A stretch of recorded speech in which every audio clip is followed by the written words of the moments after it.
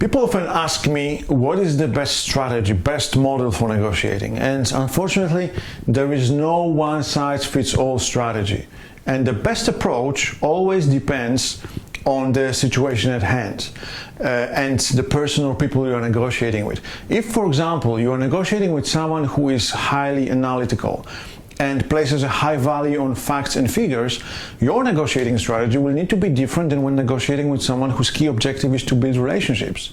An approach that works well with highly analytical people may cause challenges and an impasse with negotiators who focus on building relationships. Everyone is different and every negotiation is different. And my wish for you is to understand your personal style and develop the level of dexterity that will allow you to identify your counterpart style and adapt to the situation at hand and influence the outcome of any negotiation.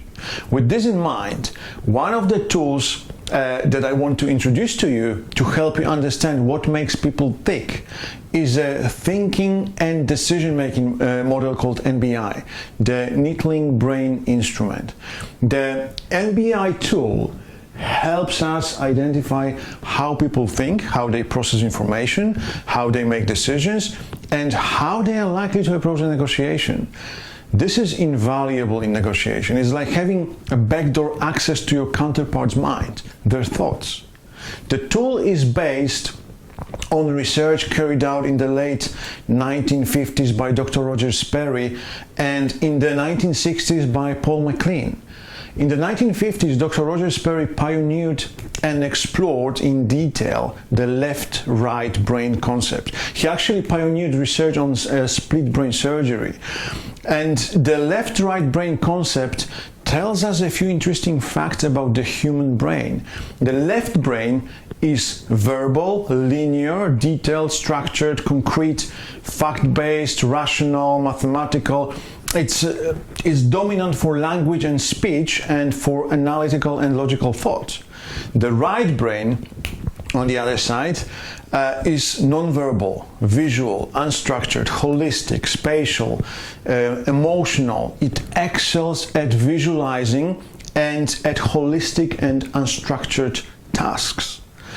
And then in the 1960s, we have Paul MacLean, who made a distinction between an upper and the lower brain.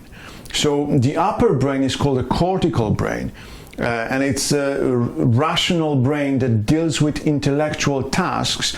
It's our intellectual mode. It is realistic, it is disciplined in nature. And then the bottom brain is called the limbic brain, and the limbic brain deals with emotions. It is a principal location for emotion, humor, memory. It directs our interpersonal behavior. It is emotional and instinctual in nature. And then in the 1980s, Ned Herman combined these two concepts, and he created a model that separates into 4 quadrants what our thinking and decision-making preferences are. So this tool is based on the psychological composition of the human brain, and it helps us understand literally which part of the brain people use, and most importantly, what they focus on when making decisions. Why are we talking about this? Because how we think, how your counterparts think in a negotiation affects everything they do. What is really important to realize within this framework is that people take actions in line with their thinking and decision-making preferences. Actions that lead to outcomes that make them feel good and comfortable. And now you can influence this process. So for our purposes, what we need to know is that everybody can be grouped into one of 4 quadrants, one of 4 personalities, one of 4 thinking and decision-making styles. So we have 4 brain quadrants and styles: the analyst, the organizer, the empathizer, and the strategizer. The blue and yellow quadrants represent the top half of the brain, or the cortical dimension of the brain, And the green and red quadrants represent the bottom half of the brain, or the limbic dimension of the brain. And at the same time, the blue and green quadrants represent the left side of the brain, and the yellow and red quadrants represent the right side of the brain.